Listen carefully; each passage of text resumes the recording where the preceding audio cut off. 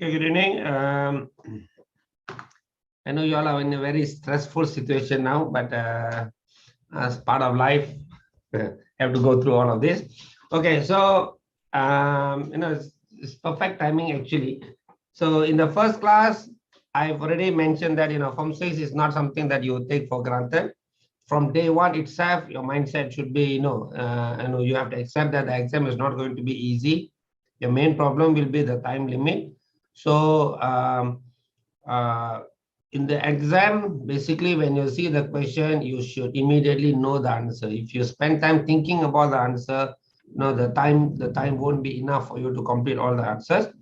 Hopefully, I've done your revision. Hopefully, and it basically follows the syllabus. By now, you should realize that the syllabus is super important. What's in the syllabus is what's going to come out.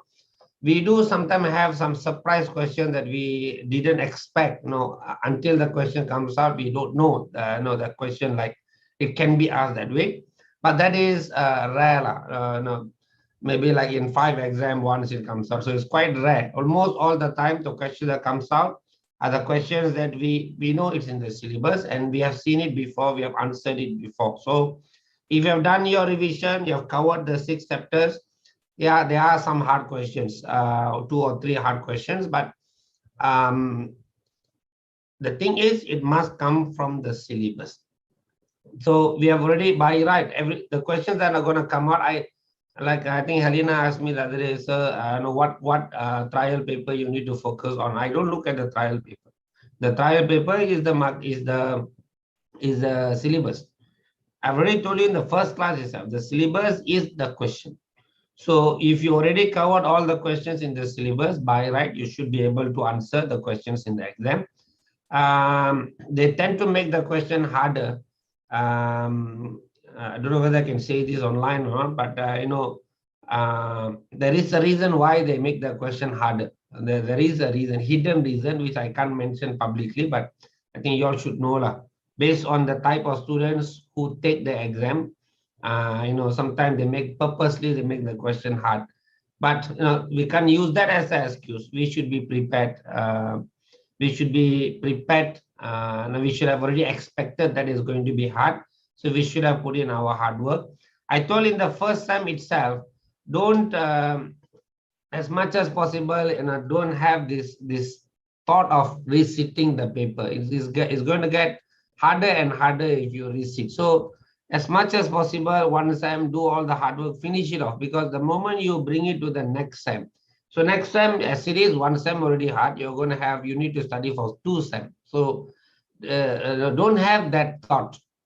One exam, finish it off, do the best you can to get the good results and move on to the next one. Maybe I don't know whether it's too late because tomorrow is the exam, but that is what I've been telling from the first class itself. No, it's not going to be easy. You have to be on your toes from the first day itself. If you delay and delay, you start to do your revision 2-3 weeks or 1 month, 2 months before the exam is normally not enough time to do that. So anyway, this is the first time. So tomorrow you're going to see the exam. If you felt that you're not, we'll discuss after the exam. So for the moment, you are a hardworking student. The fact that you are coming to the class 1 day before the exam shows you are hardworking students.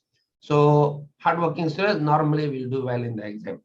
But now we have to, I've already covered all the main explanations. So in chapter 2, we have, I think, a bit more to go.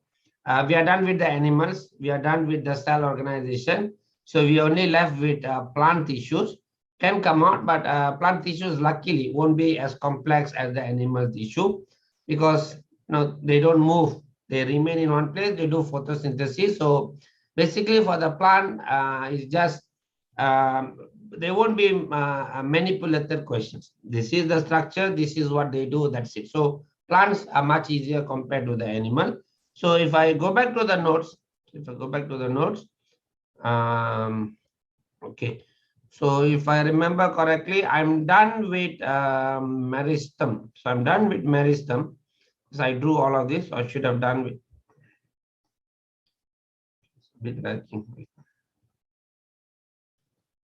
Let me restart the app. The app is a bit lagging.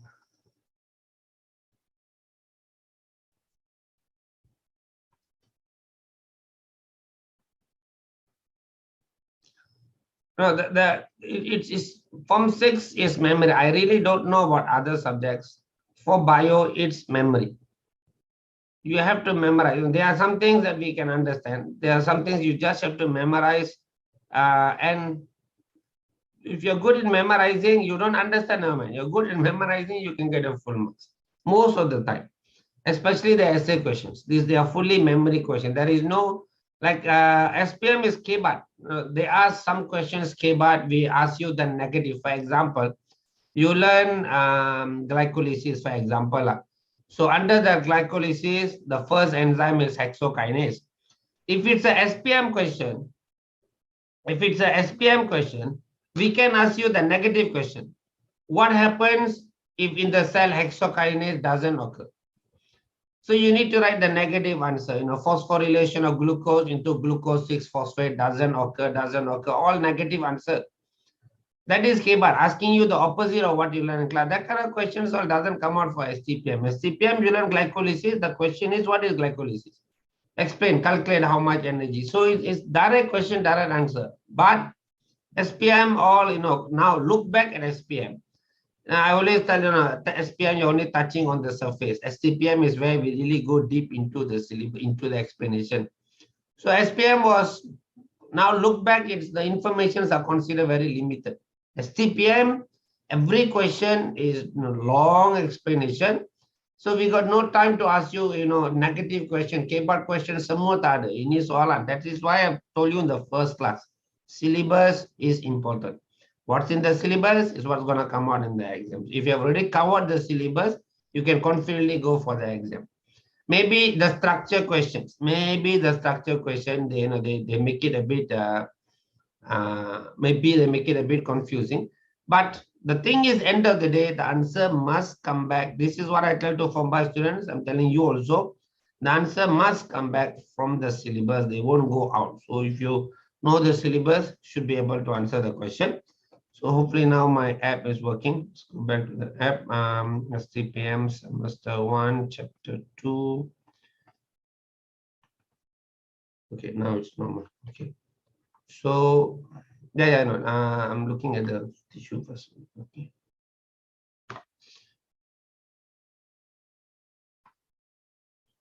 Okay, so this is what we covered last week. Last class, not last week. This week, I think this is the third class. That's appropriate from 6. So many classes. Still, we did so many extra classes, still cannot finish it. It's going to get worse in semester 2. Semester 2, you have only like 4 months or 5 months before you go for the exam. Extremely, the subjects are really, and the chapters are quite huge. Okay, so this is what I was already explained last week. So under the plant tissue, meristematic tissue only function do mitosis to produce new cells, and by producing new cells, the plant can grow. To grow vertically, growth in vertical axis, growing taller and growing deeper, the root grow deeper, is controlled by primary meristem. Apical meristem. The name of the growth is primary growth. The name of the meristem is apical meristem. I should have already told you last week or one of the classes. We have shoot apical meristem and also root apical meristem. That is apical meristem, growth in vertical axis. Taller, deeper, get more sunlight, get more water, primary. To grow laterally, there is lateral meristem, and lateral meristem, there is two. Core cambium and vascular cambium. The inside one is vascular cambium. Should have drawn it here. So the inside one is vascular cambium. The outside one is core cambium. Is together lateral meristem, lateral growth of the plant. Lateral growth of the plant, diameter of the stem, diameter of the root increases. That will be secondary growth. By right, core cambium is not mentioned here, I think. See the next page. Oh, okay, it is mentioned. So core cambium forms bark. Basically, the core cambium is going to form the bark. As the name suggests, vascular cambium is going to form the vascular system. They are going to form primary xylem, secondary xylem, primary phloem, secondary phloem. Secondary xylem, secondary phloem will come under secondary growth. So I already mentioned here. So they form secondary xylem and also secondary phloem. Done. So that will be for meristem, meristematic, vascular bundle, vascular cambium, not same. Vascular bundle is, if you look at the cross section of the stem that you already learned in Form 4, we didn't draw here, Form 5 actually. So if you draw a cross section of a eudicot stem, so this is the stem cross section, this is the endodermis. Inside the endodermis, normally you have something like a teardrop shape.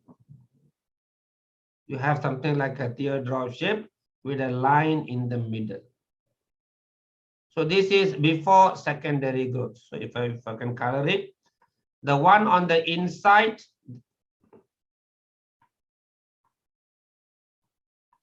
the one on the inside that I'm coloring blue is the xylem, primary xylem. The one I'm coloring in red is primary phloem. This is before secondary growth, during primary growth. So the three names that you have in here, this is eudicot. So this is eudicot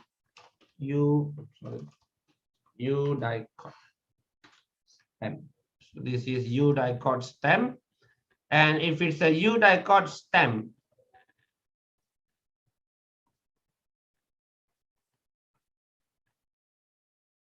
okay, so this is a eudicot stem. So by right, this is epidermis. Epidermis is the outer layer. It's a different color. So this is, the app is a bit laggy. This is the epidermis. This area is known as the cortex. Inside the cortex is where we have the cork cambium. Actually, what we normally do is we draw a broken line inside. So normally we draw a broken line. So because the cork cambium is not that obvious. Biasanya tak jelas. So inside the cortex is supposed to be. Okay, sorry. You're supposed to draw it closer to the epidermis. Okay, so here. So this line here is the cork cambium. So this is the cork cambium. For the moment, it's not that visible. That's why we use a broken line. So this is cork cambium. And cork cambium is part of the lateral meristem. So the inner line is the endodermis. Epidermis is the outer layer. Inside we have endodermis. They have an important function. Later semester 2, you learn underwater transport endodermis important. Now this oval shape or the teardrop shape is the vascular cambium. Sorry, vascular bundle. So why you call it vascular bundle? Inside, everything related to vascular system is there. So inside the vascular bundle, that oval shape or the teardrop shape is the vascular bundle. The middle, the line is the vascular cambium. So the line is the vascular cambium. So vascular cambium, I use red color. And cork cambium, I use red color to show you both of them comes under lateral meristem. And inside, the one I just draw earlier, the one facing the middle is the xylem. And the one on the outer side should be the phloem. This is the phloem. This is eudicot stem cross section. So this is eudicot. And one more name you need to know is right at the center. This is supposed to be the pit. Thanks for asking, because we are using all of these names later. So this is the pit in the center. So this is a eudicot cross section, stem cross section, and these are all the names you need to know. What I've given in red is the lateral meristem. Lateral meristem. Later, the cork cambium is going to form the cork. The cork is going to form the bark, outer layer. Young plants are protected by epidermis. Older plants are protected by bark, B-A-R-K. And part of the bark is this cork, which is produced by the cork cambium. Maybe later you see. Vascular cambium is going to form secondary xylem and secondary phloem. Maybe I just combine all of this.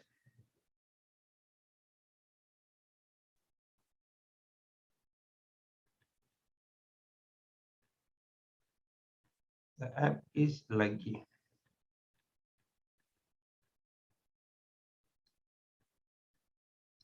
Okay, so this is the picture for eudicot stem. So after you know all of these names, we can go back to meristem, consider done. After meristem, we go to xylem and phloem. Okay, so xylem and phloem, maybe I can use my Form 4, Form 5 presentation.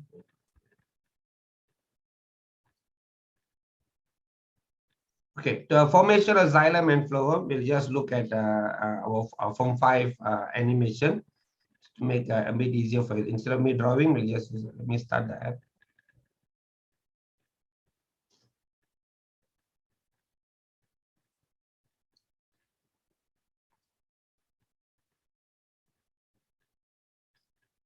Okay, now I understand why.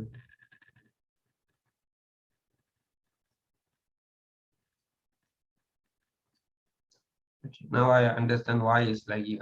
There is another software switched on. That's dragging the whole thing. Okay, now should be fast.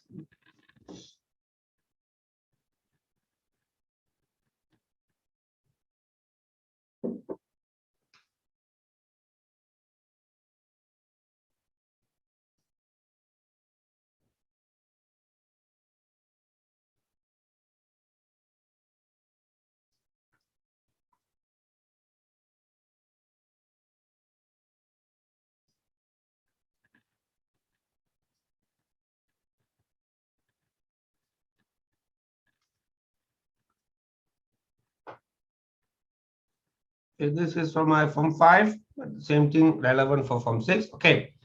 Vascular tissue is basically for transport, and you already know from your Form 5 there is only two types of vascular tissue, xylem and phloem. So how xylem is formed? So to form the xylem, we first start with a row of living cells. So this is a row of living cells. What the plant is going to do, they are going to do a process known as lignification, changing the shape of the cell, so that they can perform a specific function is known as differentiation. Differentiation means structural changes, morphology, the shape and the structure changes so that the cell can perform certain function. What you see in here is a row of a typical plant cell. You see vacuole, you see nucleus, you see cell wall, typical plant cell. Cell wall is made of cellulose. What the plant is going to do is, they are going to do a process called lignification. Lignin in scientific diagram, we always use red color. So we are going to add lignin, but the lignification only occurs to the side wall, cross wall, lateral wall, transverse wall is not lignified. Only the side walls are lignified. Lignin is strong. Lignin is not permeable to water. So even though the water wants to diffuse into the cell, cannot, because they cannot pass through lignified cell wall.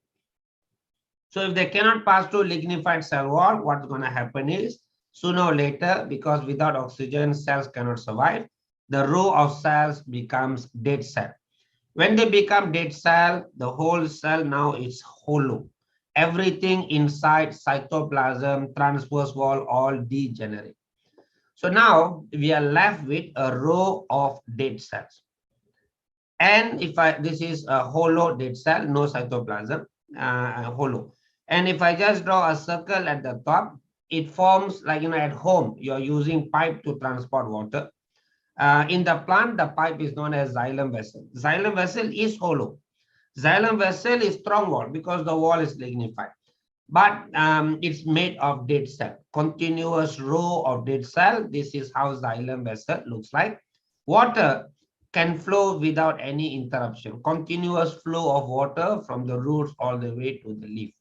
through a process called as transpiration. What is the function of xylem? To transport water and mineral ion. What is the adaptation of xylem? We'll explain after this. For the moment, this is how they form. This is how they look. So this is one cell, another cell. You can count there is 6 cells. A row, I'm just showing 6. Actual one is, hundreds and thousands of them. But it's a continuous row of dead cells, hollow cell. Water can flow continuously. So this will be xylem vessel. Xylem got 2 types. There is xylem vessel. There is also trachea. The difference between these two is xylem vessel have open end, hujung terbuka, whereas trachea, you can see here, this line here means they have closed end, hujung tertutup. So if they have closed end, like, this is one ending of trachea, there's another trachea. So how does the water flow if it's closed? Xylem vessel is open end. If it's closed end, water will flow through something called as pits. P-I-T-S. Maybe I'll draw in my notes later. Pits means there is hole between the two tracheas. So the water can flow. Both are dead cell. Both have lignified cell wall. Both hollow, both dead cell, both lignified cell wall. Xylem vessel is only found in advanced plant. The advanced plants are flowering plants. Trachea is found in all vascular plants. As long as they have vascular system, they will have trachea, but only the most advanced plant, which is the flowering plants, scientifically we call angiosperms. Angiosperm will have tracheae and xylem vessel. So this is what you need to know. This one later. So if you go back to your notes, So here, okay, now that is form 5. When you come to form 6, obviously you need to add extra information. So under the xylem, there is vessel, there is trachea, there is fiber, there is parenchyma. Always, xylem and phloem will have 4 different types of cell. We are interested with the first 2, vessel and trachea. Dead cells, hollow lumen, no cross wall when mature. They form a continuous long hollow tube. The walls are lignified in form 4, in form 5 in SPM. Now, in form 6, actually even form 5, we mentioned a bit about this lignification pattern. It is in form 5 also, lignification pattern. By using different methods of, actually different amount of lignification, there is 5 different types of lignification pattern. So if we see here, lignified cell wall follow different pattern. So they follow different pattern. The picture already here. The first 2 we call protoxylem. The next 3 or the 4 we call it as the metaxylem. I'll draw this. So what happens is, let's say this is the xylem vessel. We are going to draw that. There is objective question. They gave this picture and they asked you which is which. I think maybe the whole syllabus, but there is question. They asked you to identify which is which. So what we can do is, so the first one, the first xylem vessel is narrow lumen. So this is the xylem vessel, and the xylem vessel have narrow lumen. So the first type of lignification is just spiral lignification. So this is the first type. You call this spiral lignification. Lignin always we use red color. So this is not spiral, sorry, annular. Annular means round. So we call this annular lignification. So this is annular.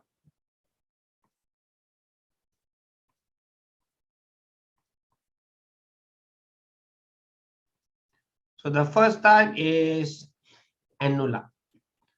Let's take this. Okay, now the second type, both of these is supposed to be narrow. So the first type is annular. The second type is spiral. So the spiral type is basically, they just form a spiral like this. Compared to the first one, this one have a bit more lignin because it's continuous spiral. So this is the spiral lignification. Both of these spiral lignification and annular lignification are the ones that forms when the plant is young. So these two combined, we call this as protoxylem. These two combined, we call it as the protoxylem. So this protoxylem is formed in the early stages of the plant growth. When the plant is still growing rapidly, they form protoxylem.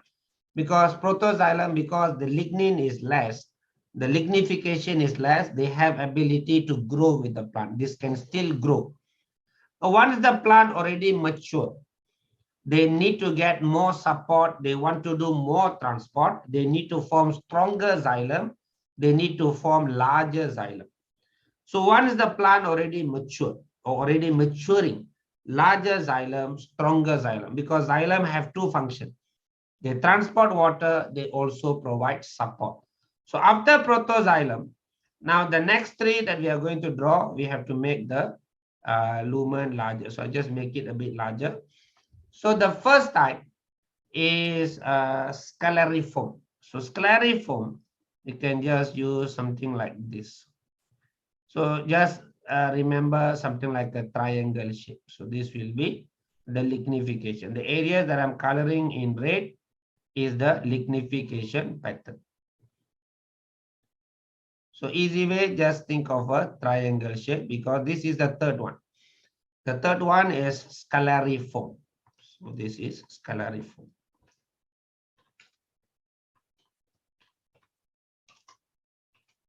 Okay, so scalariform, it's more lignin compared to the spiral.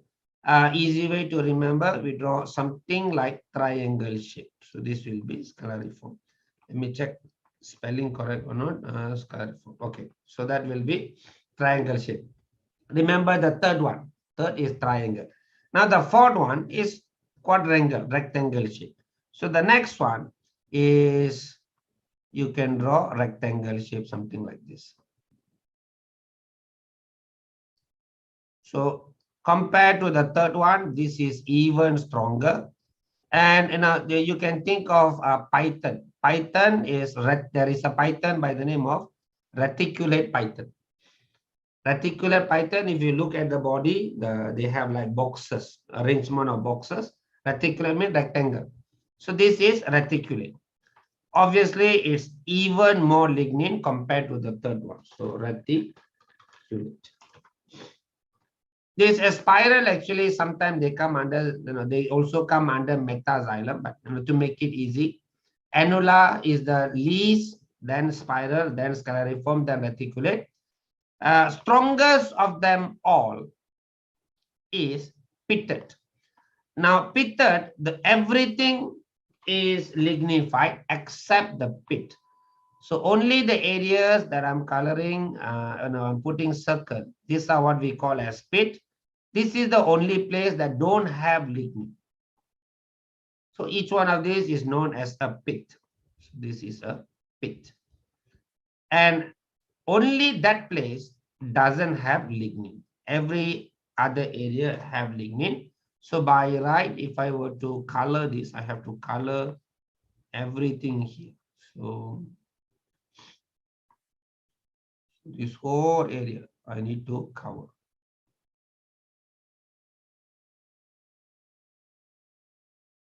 And if I color everything, it's going to take time. So I'll just maybe color up to here. So the holes is where the pits are. That's where there is no lignin. Obviously, scalariform, reticulate, and pitted are stronger compared to protoxylem.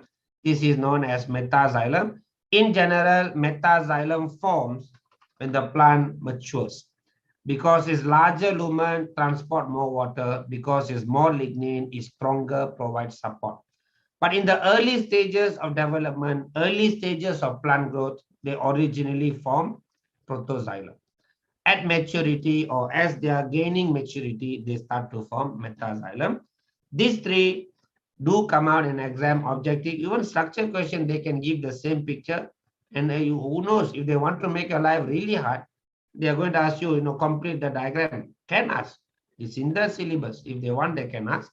But, I've already showed you the easy way. The third one, triangle. The fourth one, reticulate. The fifth one, fully lignified except at the pit. First is annular, as is spiral. I actually, these three for me easy to remember because when I was in Form 3, we had an examination. This Form 3 exam has gone through so many changes. I think you all said for PT3, if I'm not mistaken. Before PT3, we used to have SRP, Sijil Rendra Perpeksan. Sijil Rendra Perpeksan. So I know I cannot forget SRP because I said for the exam. So I immediately remember SRP. So that's for me. Now for you, you need to find a way, but then I've already shown you the way. Triangle, rectangle, and then pitted. So SRP, you find some, Shah Rukh Khan cannot. SRK. Remember Shah Rukh Khan lah. So if you know scalariform, if you know reticulate, then the last one is pitted. So SRK or SRP, your choice. Okay. This is the different patterns of lignification, which is given in here. That means you should be able to understand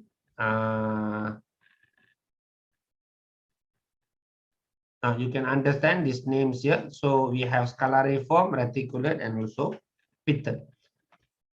Triangle, rectangle, and then pits. So this one can be stretched, this one cannot be stretched.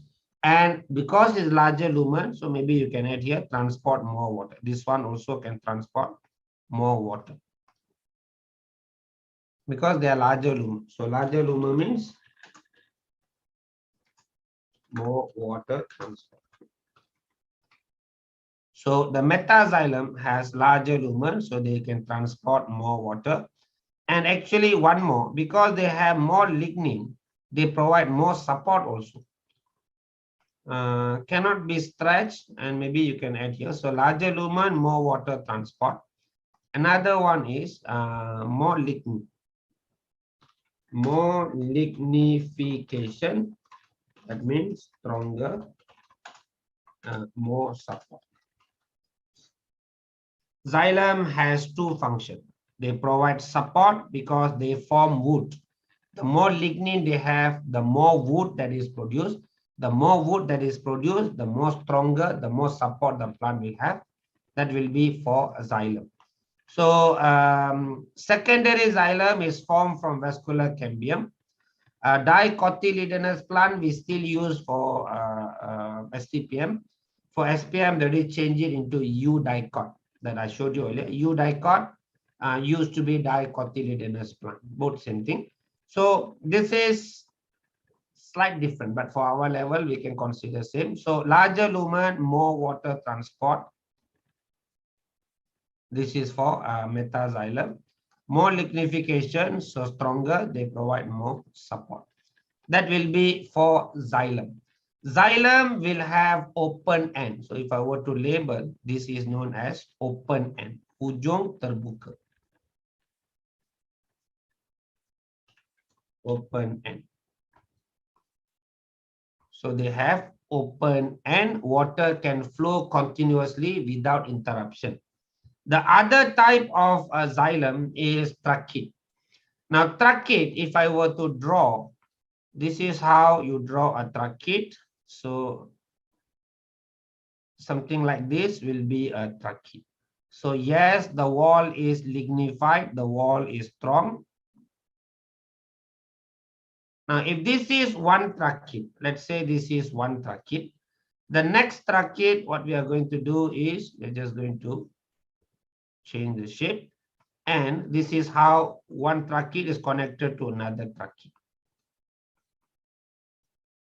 So when you describe a trachete, and that means how does the water pass through? So the water can only pass through tiny holes on the wall, which we call as pits. So if I were to draw, now there is holes here for the water to flow. That's what we call as pits. So if you are describing a trachete, so first thing is it's a dead cell, it's a lignified cell wall. The patterns you only use for xylem vessel. The patterns only for xylem vessel. For trachete, it is just lignification. So hollow, dead cell, lignified cell wall, same. But extra information, if you want to add in, it's elongated with tapered ends.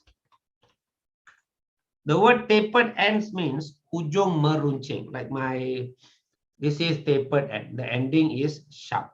So we call this tapered end. So the tapered end is here. This part here is the tapered end. Ujung dia meruncing. And the ending is closed. Because the ending is closed, the only way the water can flow from one cell into another cell is by having what we call as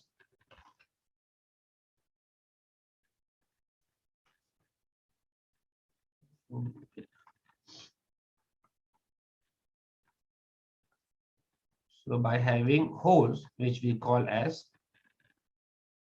so these holes that you see here is what we call as pits. So the pits is where the water flows from one cell into another cell. Looking at the structure, you realize that xylem vessel is continuous hollow tube, open end. Water flows continuously. Tracheids have closed end, overlapping closed end, overlapping closed tapered ends. Water flows through the pits. Obviously, this is not as efficient as the xylem, but xylem vessel is only found in flowering plant. All vascular plants depend on trachea. So this is the original one. The better version is the vessel. But vessel is only found in flowering plant. This one, all vascular plants will have. So this is pits. That's where water flows from one cell into another cell. So transport water, mineral ions from roots to other parts of the plant. Lignified cell wall is strong, provide support. That will be the function of xylem vessel. So if you see, transport water, mineral ion, mechanical support, because lignified wall is structurally strong, they also form wood. Wood is made of xylem. The paper you are writing is made out of wood. So you're actually writing on a xylem. The paper is actually xylem. It's wood, lignin. So this is function of xylem. Parenchyma packaging. Packaging means they fill up empty spaces. Mana-mana ada tempat kosong, they fill up. So packaging tissue. Like, you transport something inside a box. You put the main product. There's some empty spaces at the side. Normally, we add some things to make the box compact. Maybe we add styrofoam or we add some paper to make it compact. That's what parenchyma do. Storage plus packaging. Fill up the empty spaces, but still, now we are interested with trachea and xylem vessel. In semester 2, we can ask you adaptation of xylem vessel. So we do explain in semester 2 adaptation of xylem vessel. I didn't mention it here, so just in case, because my next page is already flow. Okay, I have the picture here. So xylem, this is xylem vessel, this one, the one I'm coloring with blue. This is the xylem vessel. Either we say the cross wall don't have, or maybe the cross wall is perforated. The word perforation here meaning they have holes, large holes. This is the ending of the xylem vessel. Either the wall don't have, if have also, they have large holes. We use the word perforated. Perforated means many large holes. But trachea, if you see here, trachea, closed tapered end. Water flows from one cell into another cell through pits. Another easy way to recognize, if you want, you can label. Here is the cross section is round.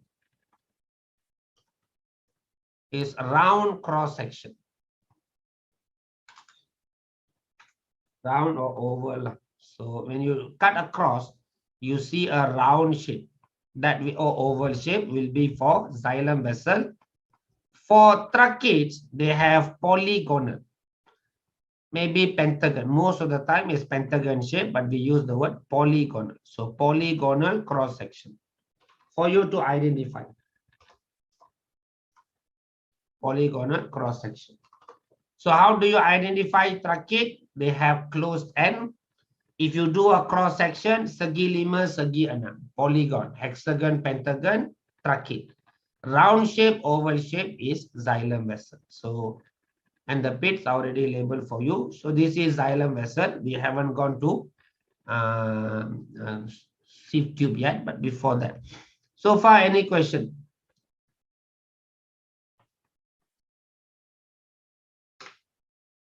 Oh, larger lumen already there.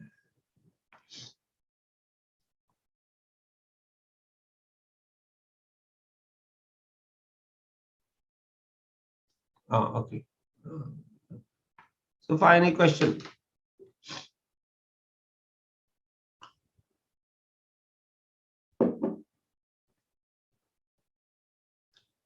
Okay. If they want, they can ask you for adaptation of xylem vessels. So I don't have it in the notes. If you want, then just write it at the side. That's the main points. Adaptations of xylem vessel.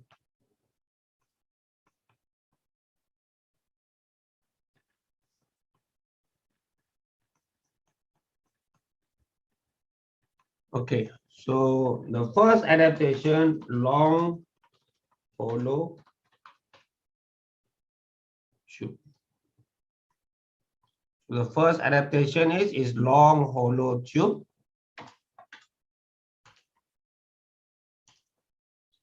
Uninterrupted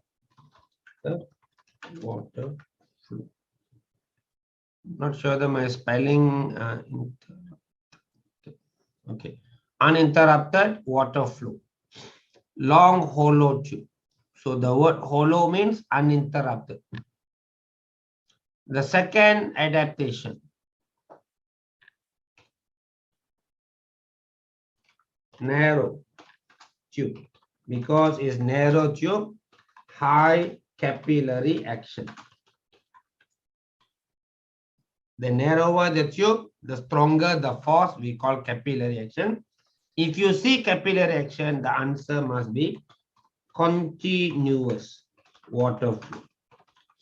That's why I didn't use the word continuous for the earlier one, because long hollow tube, hollow means uninterrupted. High capillary action means continuous water flow. So we use continuous for capillary action. We use uninterrupted for hollow.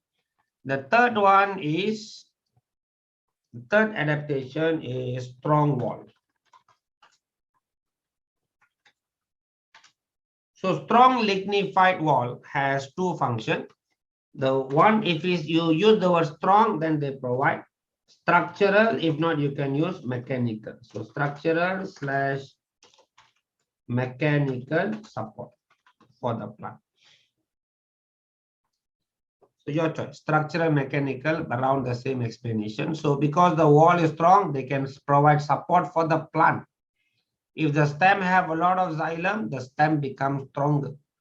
The more xylem they have, the more wood they have, even stronger the plant is. So I was check the spelling, uninterrupted. I'm not sure the spelling is correct or not. Check in when you're typing later, check whether the spelling is correct. Uninterrupted. So it's one thing. Okay. Okay. So strong lignified wall, structural mechanical support, that is strong. Now this lignin has another characteristic, which is lignified. So that means it's not permeable to water. So because it's not permeable to water, prevent water leakage. Or you can use prevent lateral movement of water.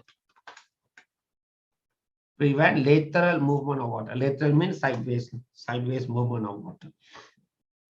Already for adaptation. One more adaptation is lignification pattern. Wall with different lignification patterns enables different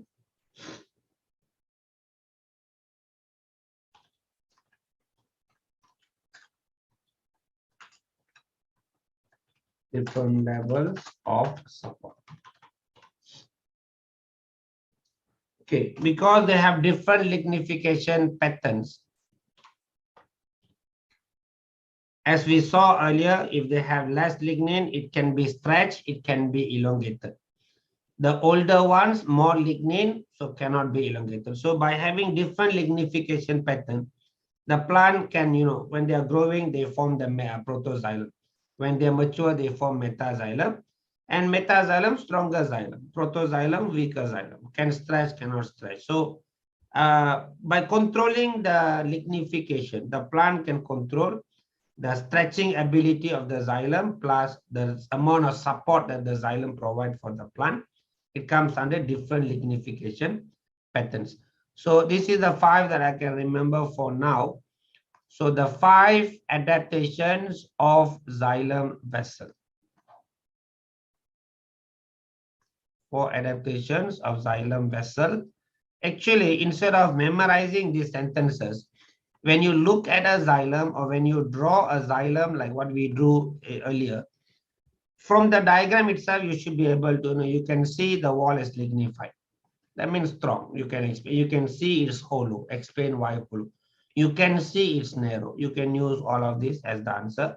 Instead of memorizing, try to remember by imagining the structure of xylem. From there, you should be, we don't know whether this is going to be a question or not, but this is related to xylem in semester 2. Just in case we bring forward into semester 1. So far, any question? Ada soalan? Let me lower your hand again. Any question? Actually, already 1 hour. Already 1 hour. Sudah 1 jam. Actually, by the class will end. Okay, let me just finish off. Okay, so these different levels of support. Okay, so if you go back to your to my presentation, so this animation is actually just to show you there is 2 cars, the pink car and also the green car. If I ask the student which car is going to reach the end faster, obviously the green car is going to reach faster. If I ask the reason why, because the pink car, the road has a lot of obstacles. So we are going to, if there is obstacle, it's harder to flow. The flow becomes slower. That is the concept we are going to use for flowworm. So flowworm has something called as sieve tube. How to form the sieve tube? We go with the same row of living cells. What we are going to do to this row of living cells, we are going to modify it. We are going to modify it into a row of a living cell, but to transport organic substance. Now, if you realize, based on the animation I gave earlier, the organic substance is going to flow through this cell. The large vacuole, the large nucleus is all obstacles. When the food is, organic substance is flowing, if there is a large nucleus, they have to move around the nucleus, they have to move around the vacuole, like what happened to the car earlier, it's obstacles. So to make it easier for the organic substance to flow through the row of cells, all of these large, actually all the components in the cell will be removed. Nucleus, vacuole, ribosome, this is Form 5. Why they use nucleus? That's the largest component. Why they use ribosome? Smallest component. So in Form 5, by using nucleus and ribosome, we are telling you from the largest one to the smallest one, we remove. What remains is only the cytoplasm. So that the organic substance have uninterrupted flow. But they still cannot flow because they can't pass through the wall. So we have to create holes on the wall. So we create what we call as sieve plate with sieve pores. These are the pores that are created. Now the organic substance, this is a row of living cells, but all of these components has been removed, only cytoplasm remains. The wall is sieve plate with pores. We also call it a sieve pores, sieve plate with sieve pores. And this is living cell. They have cytoplasm. It's a living cell, no nucleus, no vacuole, no mitochondria. So organic substance such as this is sieve tube, a row of living cells is sieve tube. This is where organic substance such as sucrose is transported. The process is called as translocation. They flow from one cell into another cell. If I ask you what is the adaptation? Components in the cell such as nucleus, vacuole, ribosome degenerates. Why? Uninterrupted flow of organic substance. The wall, the transverse wall is modified into sieve plate with pores to enable the organic substance to flow from one cell into another cell. It's not a dead cell, it's a living cell. It has cytoplasm to enable the organic substance to flow.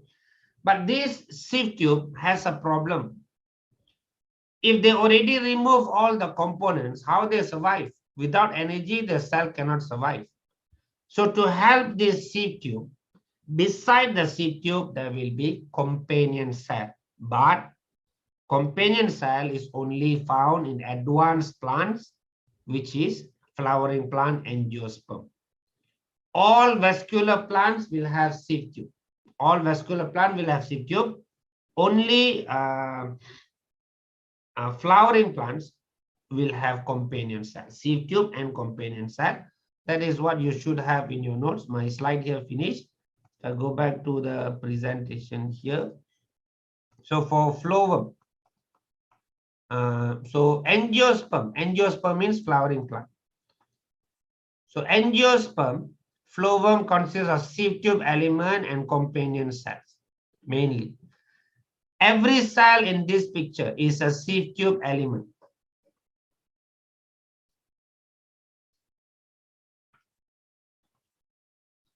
Every cell here, this is one sieve tube element, this is another sieve tube element, this is another sieve tube element.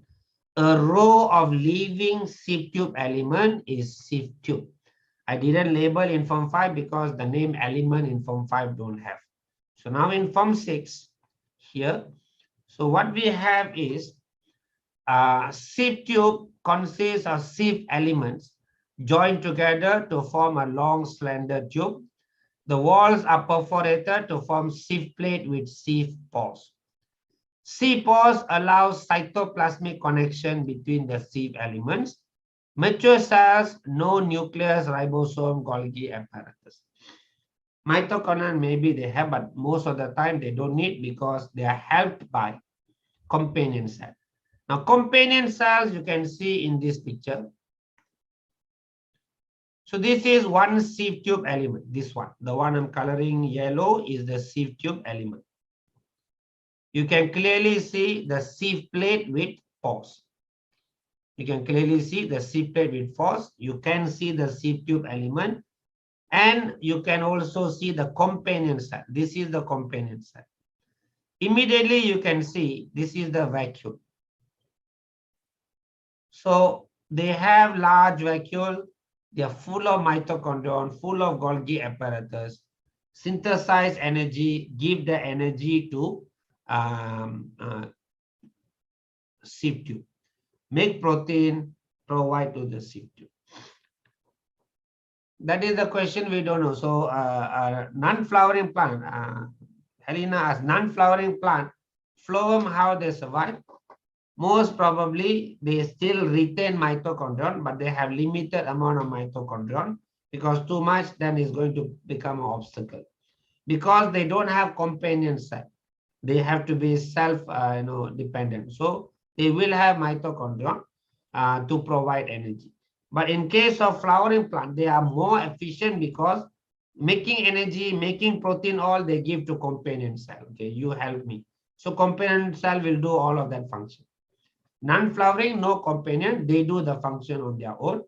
Obviously not that efficient compared to flowering plant. So this is the companion cell. So if I were to color, this green color is the companion cell. This is also all the companion cells. They are surrounding the sieve tube. They provide everything that the sieve tube needs, but this is for flowering plant. Non-flowering plant will only have the sieve tube. Adaptation. Nucleus, vacuole removed, large, not large, components of the cell such as nucleus, vacuole, and ribosomes are degenerates to enable uninterrupted flow of organic substance. Cross walls goes through differentiation to form sieve plate with sieve pores to enable organic substance to flow one cell into another cell. It's a living cell.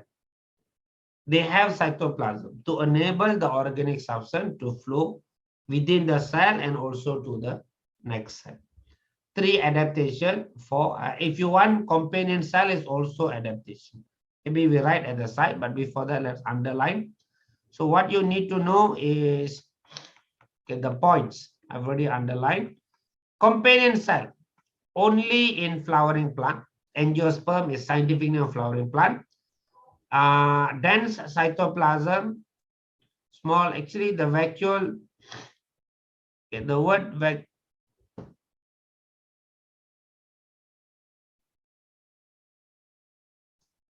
okay, no, cancel the word small, vacuole is fine. Okay, they have dense cytoplasm with vacuole. The word dense means full of components, mitochondrion, Golgi, ribosome, rough endoplasmic, because they support the sieve tube. Linked to the sieve tube through plasmodesmata. So in the picture, this is plasmodesmata. This holes between the cell, this one here, this one are all plasmodesmata. That's where the companion cell supplies the sieve tube. Energy goes through there, proteins go through there to support the sieve tube. So this is supposed to be phloem. And in terms of phloem, if you were to write the adaptation, if you write the adaptation of the phloem, just in case, so we start with, okay, so adaptation number 1. Components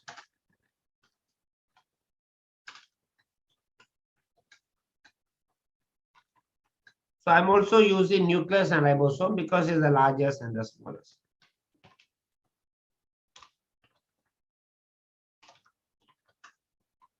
It degenerates is the point.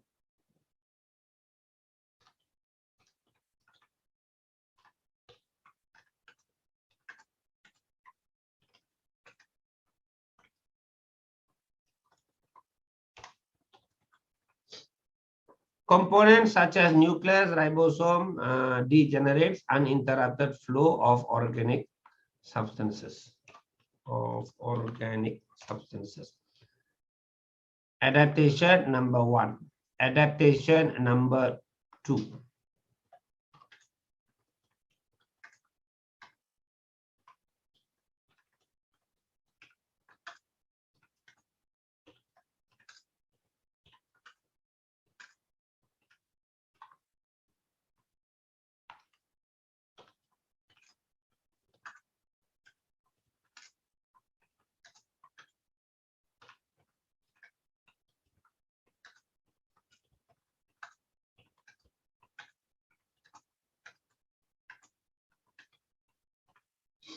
See how, guys, problem.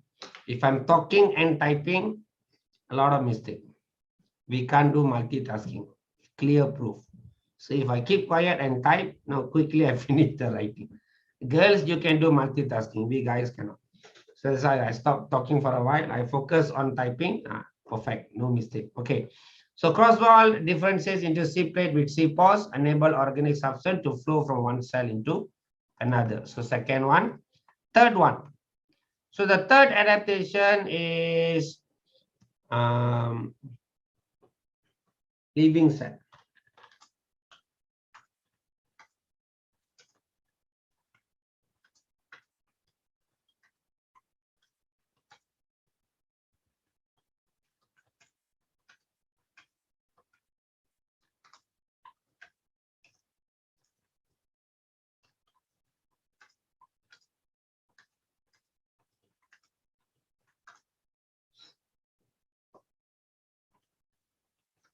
I should do this often. Type and then explain. So living cell with cytoplasm enables organic substance to flow within one cell and also into another cell. Okay, this is the main one, but the fourth one is optional because not all the plants, only flowering plants have this. So companion cells.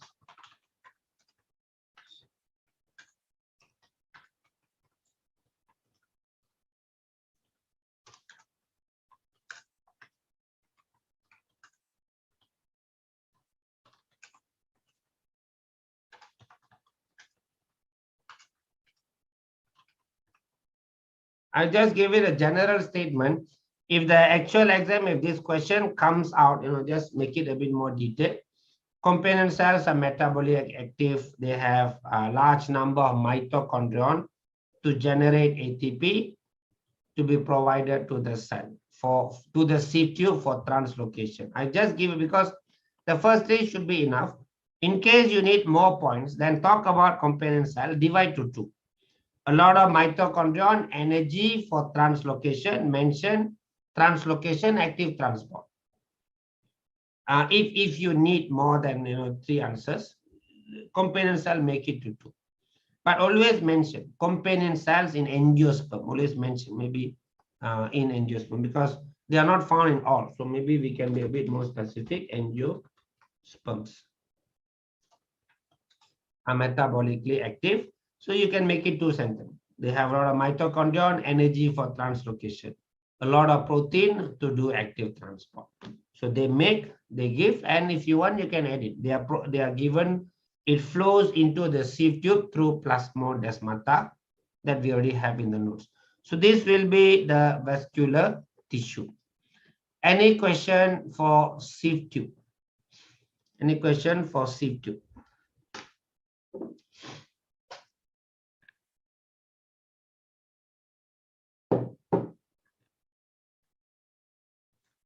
This both xylem and phloem will have parenchyma. As I mentioned, parenchyma, they store energy. They store starch, for example. They store energy, packaging. They fill up empty spaces. Sclerenchyma automatically for support. Only function of phloem is translocation. At least xylem have two functions. Phloem only have one function, translocation. Vascular tissue done. We have ground tissue after this. So ground tissue, the easy way to remember is drawing the cell. So I'll just quickly draw the three types of ground tissue. The first type of ground tissue is parenchyma, easiest. So parenchyma, you draw spherical, bentuk bulat. The wall must be thin. Thin cell wall, basically they only have cellulose. So when you draw thin cell wall, that is one mark. So compared to the next two, collenchyma, sclerenchyma, this cell is the weakest cell wall. So the cell wall is thin. But they compensate that by having a large vacuole. And this will be the nucleus. By right, nucleus is double membrane, nucleolus, and chromatin. They may have chloroplast. So this is the chloroplast. May have. May have. So what I have drawn is the answer for parenchyma. So you need to describe the cell wall. So thin cell wall. So consider when you compare with the next two cells, not that strong. They only have cellulose. Large vacuole. Support when turgid. Large vacuole. Support for her base. Yeah, I should follow my advice earlier.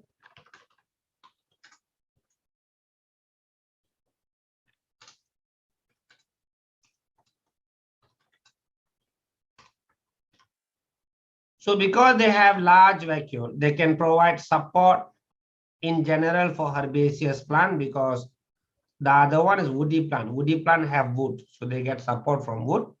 Large vacuole support for herbaceous plant when turgid. So they have turgor pressure. The same vacuole can also be used for storage function. For example, storage of sugar, like maybe starch or not starch, glucose of sucrose can be stored in the, or amino acid can be stored in the vacuole. If have chloroplast, kalau ada, if have.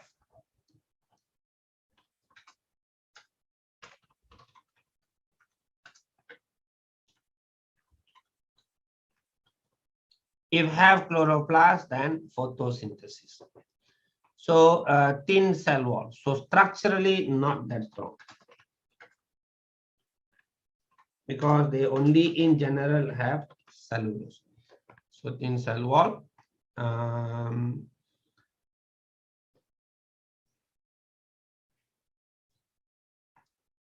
Have cytoplasm, that means living cell.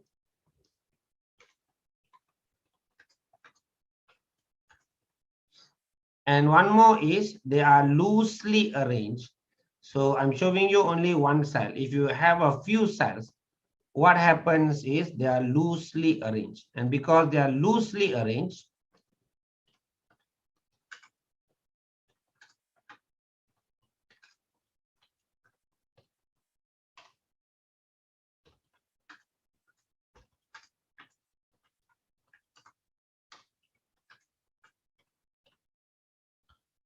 so because it's loosely arranged, they promote gas exchange.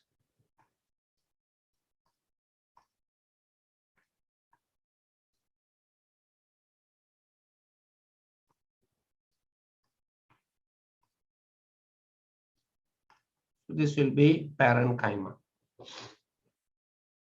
They are going to ask you, describe and then function. So these are all the functions. So you can remember from the diagram, parenchyma. Draw and explain. As you draw, take note, I'm drawing a thin cell wall for what? What is the problem with thin cell wall? Large vacuole, what they can do? Oh, they have cytoplasm living. You can generally get all the information about the cell, all the ground tissue, draw and explain, that's the answer. So based on this, if I go back to the notes, if you see parenchyma, living. Now, when we explain ground tissue, we must mention living or non-living, because the last one is this is the second one. The next one, sclerenchyma is dead cell. So you must mention whether it's living or non-living. What is the easiest way to know whether it's living or not? Cytoplasm. If they have cytoplasm, they have nucleus. So for ground tissue, you can see nucleus, it's living. Most of the time is spherical. Thin cell wall, only primary cell wall. What is primary, what is secondary, later we'll show you. Large vacuole, cytoplasm at periphery, dekat tepi. Loosely arranged intercellular spaces, may contain chloroplast, store food. Major component of ground tissue, parenchyma. Any place where there is no cell, we add in parenchyma. Packaging cells, isikan tempat kosong. So ground tissue of stem and root, for example, the picture that we drew earlier. Okay, this picture that we drew, the cortex is full of parenchyma. The center, pit, is full of parenchyma. Anywhere you need to fill up with cells, we add parenchyma, packaging cells. So cortex and pit have parenchyma. Should be there in the notes. So if you go back here, support when turgid, have chloroplast, do photosynthesis, store food, can be modified. Take note, only parenchyma can be modified. Sclerenchyma cannot, collenchyma cannot, because they are stronger. Only parenchyma can be modified. They are modified into many cells. Mesophyll cell in the leaf, spongy mesophyll, palisade mesophyll. Parenchyma is in herbaceous plant. Maybe you didn't learn. So parenchyma is for herbaceous plant. Sorry, hydrophytes. Hydrophyte means any plant living in water. Hydrophytes will have parenchyma. If I ask all of you, what is the vehicle that flies on air? What do you call it? The vehicle that flies on air.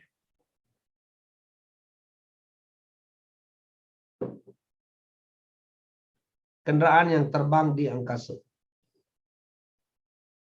English name. Not helicopter, the other one. Airplane, if not aeroplane. Aero, A-E-R-O means air, udara. So the word aero here means that tissue have a lot of air. And what needs a lot of air? Plants that live in water, they need to float. Ability to float is because the plant have a lot of water, a lot of air, banyak ruang udara. So the tissue that have a lot of air, what is the name? Parenchyma. Parenchyma means the tissue that have a lot of air. The word aero means air. Hydrophytes, for them to float. Hydrophytes, floating. So floating means they need a buoyancy. So the buoyancy is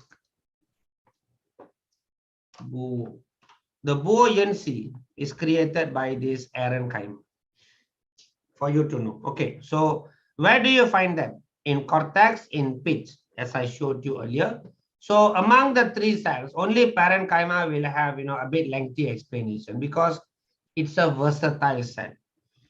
It can do many functions. Collenchyma support, sclerenchyma support. That's all they do. Parenchyma can be modified. In the leaf, do photosynthesis. In the root, transport water. In hydrophytes, create buoyancy. They can do many functions inside the cell. And I think there is a partial question. List down the functions of parenchyma. If I'm mistaken, there is a question. You can write back all of these as the answers. So this is parenchyma. After parenchyma, we go to collenchyma. Now, collenchyma, how do you draw? You draw collenchyma like trachea. Polygonal cross section, but the corners are thicker. Sometimes we call them angular cells because the angles, the corners are thicker. You can look at your building or your house. If it's made out of cement or concrete, you can see the corners of the house. The wall always thicker. Even you can look at the ceiling. There will be a thick beam passing. That areas, the thick areas is the one providing support for your whole house. The corners tends to be thicker. Bucu. In Malay, they call bucu. So the endings of the house will have thicker wall to provide support. Same thing here. The walls at the corner are thicker. So here, and here, the wall is thicker. But it's a living cell, meaning they have vacuole, they have nucleus. And it's an elongated cell, cell yang panjang. And similar to trachea earlier, they have tapered ends. They are elongated and tapered. So maybe they get narrower at the end. So it's elongated, it's tapered, polygonal cross section, uneven thickening of the cell wall. Uneven of cell wall. And normally they will have addition of other substances. Example, cellulose plus pectin plus hemicellulose. So all of these are added into the wall to make the wall stronger, but it's a living cell. Stronger compared to parenchyma, and because they are strong, they provide support, but at the same time, they are strong but flexible. Now, what do you mean by flexible? Can bend. They are not too strong, still can bend, can bend to provide certain amount of support. Where do you find? That's all for collenchyma. Where do you find them? So if you look at collenchyma, living, elongated, Polygonal shape means segi 5, segi 6, not this one. Most of the time you draw a pentagon shape. Uneven thickening, normally thicker at the corner. Cell wall not lignified, may contain chloroplast. The chloroplast extremely rare. We just ignore the chloroplast. They provide support. But in case the question asks you function of collenchyma, and you're short of points, add in chloroplast. But as much as possible, if not needed, no need to use. Compact arrangement, meaning they are strong. So compact, you can see in the picture here, compact, no intercellular spaces. That will be for collenchyma. Only have primary cell wall. The strongest, and where do you find them? I think the location is in the next page. Yeah. Support mechanical strength, but have flexibility. You can find them in midrib and petiole. So what is midrib and petiole? This is the leaf.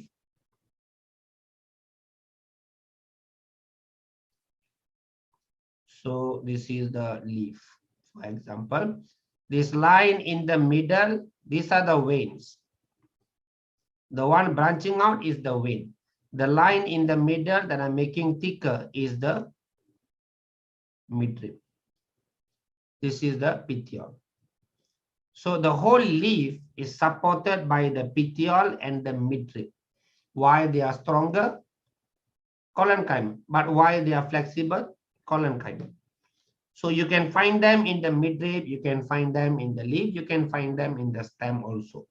But the easiest place to remember them is the petiole, because leaf, it can, it's flexible, it can bend without breaking. Unless you really use force, then it will break. But in most situations, it can be bent without breaking. Strongest of them all, sclerenchyma.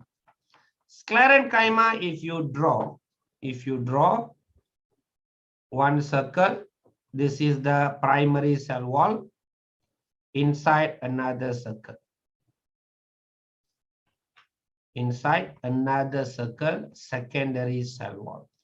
The secondary cell wall is lignified. This whole area is lignified. Too strong. This area is cellulose. So they have primary and secondary. Many students think secondary is the outside one. Secondary is the inside one. This is the secondary cell wall. And because they have lignin, not permeable to water, it's a dead cell. The center is hollow. The cell practically, give up its life to provide support. Hollow. Why the cell dies? No water, lignified. So water cannot pass through. So it's a dead cell. Hollow, they have secondary cell wall and they also have primary cell wall. Secondary cell wall is lignified, dead cell. Strongest part of the plant. Sclerenchyma got two types. The one I'm drawing now is, they call it stone cells. You see the name there. Like round shape mean you can use one type of sclerenchyma. There is also another type like this. That means there is one more type that is long. If it's long, you use the same thing, but here, just make it circle, leave it empty. There is also the long type. The long type is the scleric. There is also the round type, the one I've drawn here. You can see both names in here. So by right, there is two. This is the fiber. If you draw the fiber, you draw a polygon like this. And the wall inside is this like circle here. So this is the empty cell. So this is the sclerenchyma. Sclerid is what I've drawn. Sclerid means you just draw something like this. Middle empty, round shape, stone cells. It also can be long. If it's long, you call it sclerenchyma. Dead cell, the word mature means when they form, they were living. They go through differentiation. In the end, they die. Lignified secondary cell wall. empty lumen. Fibers are polygonal, elongated with tapered ends, tightly packed, no intercellular spaces. Only two function: protect, support. Protect and support. So you can find them in the stem and they are rigid. Collenchyma support, but flexible, can bend. This one cannot bend. Strongest of them all. They always are found protecting the seed. Easiest way to remember. In typosome time, what they need to really throw onto the road so that they can break it open. Typosome normally we do that. You have seen the pictures. You have to really use force and really press it to the throw it to the ground so that it breaks. What do you do that?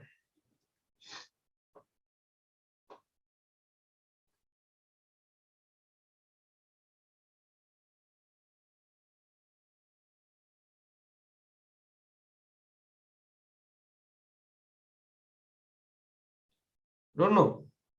You have to raise round shape. You want to break it, you have to smash it open and you have to really throw it onto the ground with force. Simple throw, it won't break. If you just let it fall to the ground, normally they don't break. You really have to use force, press them down.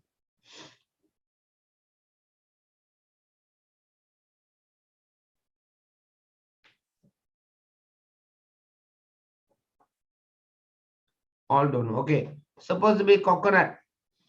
Coconut shell, strong, not permeable to water. Tempurung kelapa, sclerenchyma, because inside there is a seed. The seed needs protection. So that's all for sclerenchyma. The three pictures are here.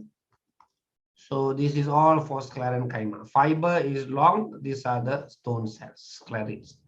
And there are some passive questions, even in the old syllabus, there are some passive questions asking us to compare these three cells.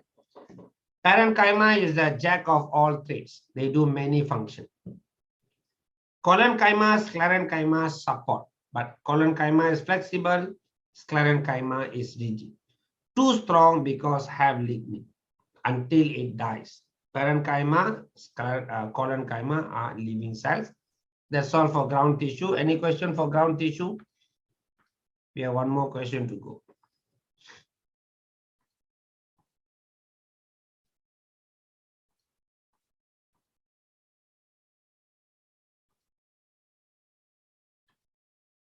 Okay, electron microscope and light microscope. You are supposed to know basically the magnification, and also there is something called as resolution.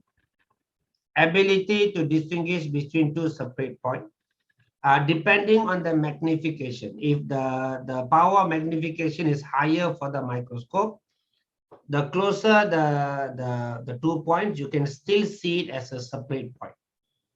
I can take a paper now, draw 2 points. If I bring it close to you, close to the camera, you can see 2 points. But as I bring it back, there will come a time the 2 points will appear as 1. So that is the limit of resolution. After that, the point appears as 1, even though there is 2 points.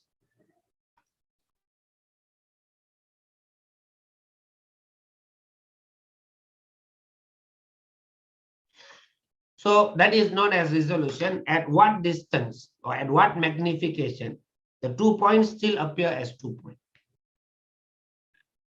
If even actually cannot have my 2 fingers, if you go here, still see 2 fingers. But if there's 2 points, if I bring it far enough, it will become 1 point. So that will be the limit of resolution. So minimum distance between 2 points at which they are still distinguishable as 2 separate points. Light microscope, always the advantage is you can observe living specimen. That will be automatically the advantage. Disadvantage, resolution is limited. There is only a certain size you can see. Anything more than that, we cannot see. So there is 2 types. You can read through what is compound microscope and phase contrast microscope. Hopefully you have used all of these in your school. And the advantage is always living cells. Disadvantage is always the limit of resolution. You can't really see, components of the cell by using light microscope. To overcome, but it's easy to use, convenient to use, not that expensive. All of this is the comparison between electron microscope and light microscope. Electron microscope, obviously much better, but you don't have it in your school because it's too expensive and you can't simply use it. You have to go through, certain, you need to have certain qualification before you can use it. But it's much better because the resolution is much higher. So there is magnification can go up to 250,000. Compare that with 1,500 that you have for light microscope. Without electron microscope, we cannot see all the components of the cell. But the disadvantage, because it works in a vacuum, you can only observe dead specimens. So the disadvantage, not mentioned. Okay, I think it's in the next page. So the disadvantage, all you can see in the table here. You can read through. Again, no, we thought like this is more important for practical. Suddenly it did come out in one of the essay question, and I think I've already given the essay question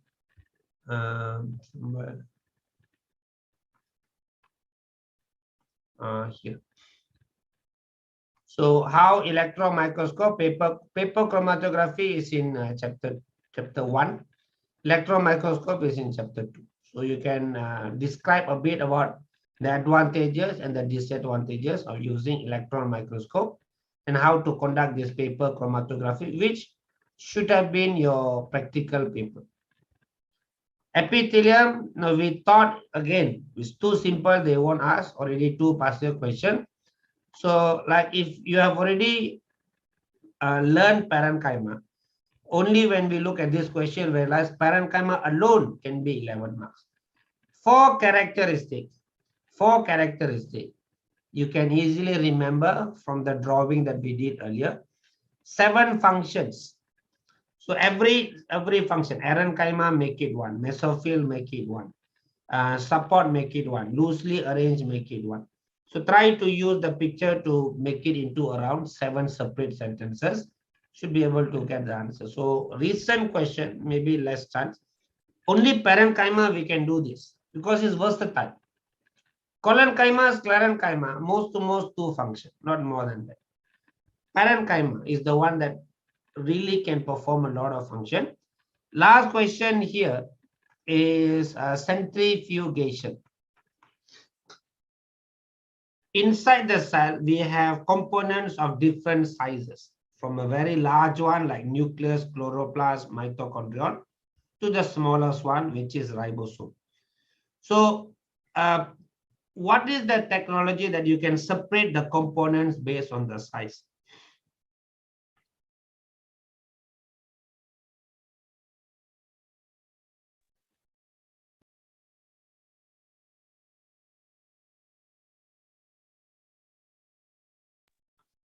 So what is the technology that we can use to separate the component based on the size?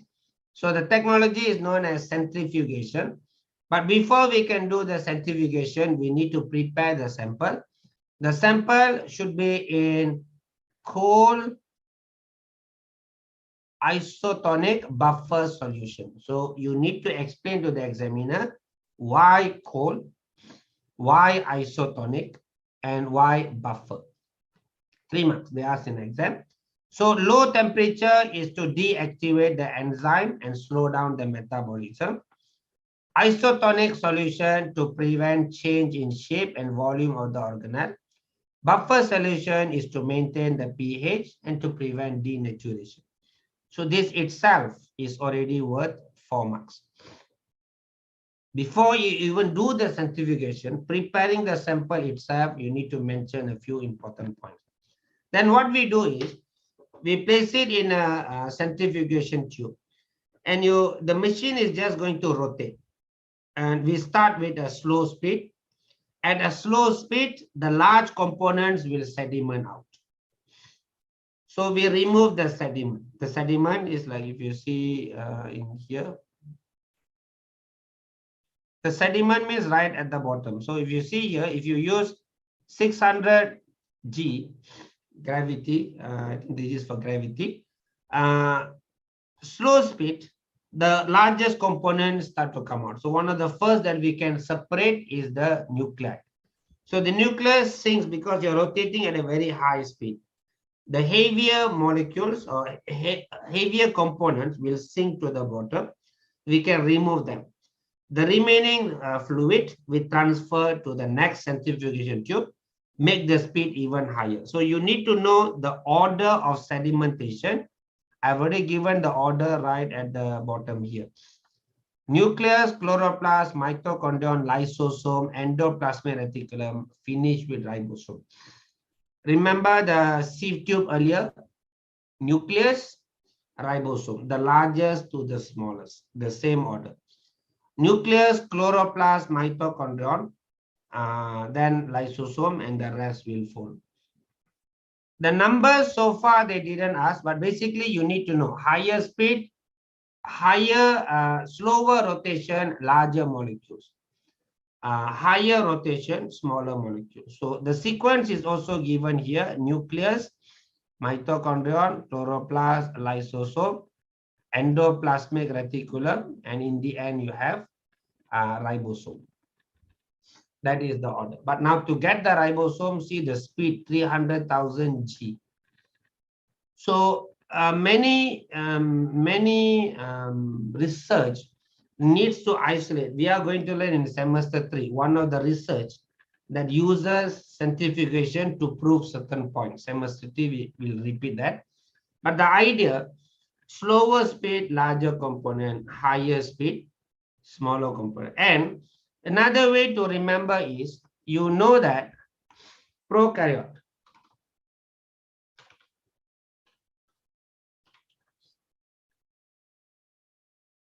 and you also have eukaryote.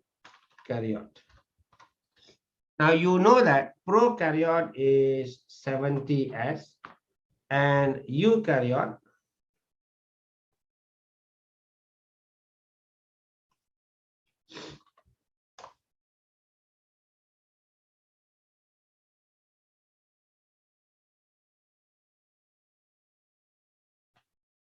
ATS. So you already know eukaryote is larger ribosome, prokaryote, because it's bacteria, is smaller ribosome. So you can use this to remember, the higher the S, sedimentation coefficient, Svedberg are the values you can see later, but the idea is the higher the S, the larger or the smaller the component. You tell me, based on this, prokaryote, eukaryote.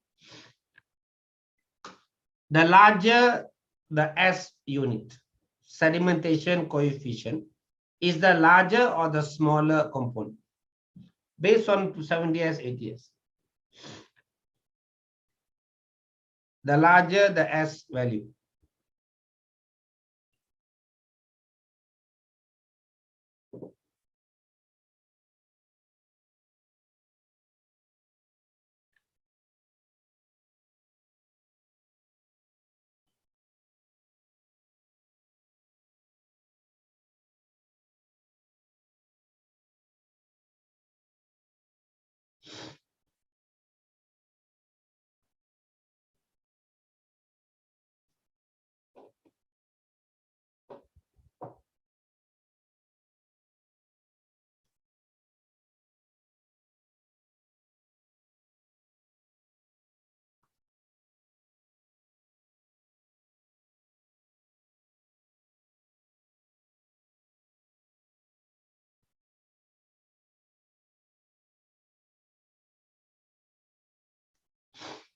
The larger the S value, that means the larger the size of the component.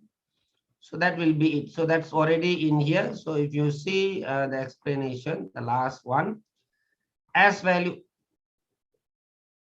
sedimentation coefficient, the higher the S value, sediments down faster and slower.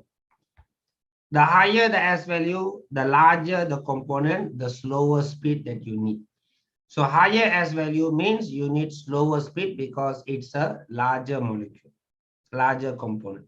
And this is the order, and that will be the explanation for sedimentation. I think we are done. Okay, yeah, finish. So supposed to be 1 hour and have become almost 2 hours. Okay, done. Okay, so I think I'm done with everything that needs to be explained. Let me just check.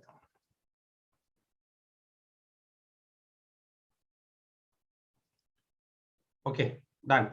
So that means, okay, so my